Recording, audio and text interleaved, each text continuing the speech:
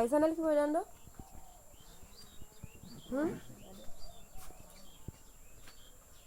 কলম কামুৰি থাকিলে নহ'ব ন?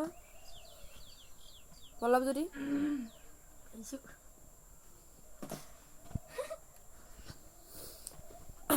আজি দিছোঁ প্ৰেজেণ্ট টেন্সৰ 4টা পাৰ্টৰ এটা চেণ্টেন্স লিখিবলৈ দিছোঁ। কাৰণ ল'ৰা ছোৱালীবিলাকে ইয়াত মই যিমানেই টেন্স শিকাওঁ তেওঁলোকে মাত্ৰ বহীকেইখন ঘৰলৈ নি থৈ দিয়ে।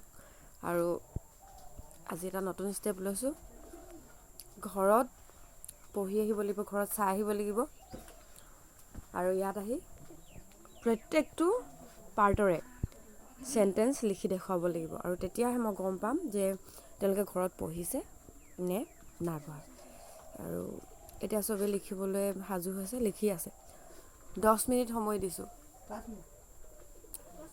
তো চাওঁচোন কোনে প্ৰথমে দেখুৱাব পাৰে। কালি হৃদয়ানন্দই পাৰিলে, এজন ছাত্ৰই। আৰু আজি কোনে পাৰে চাওঁ।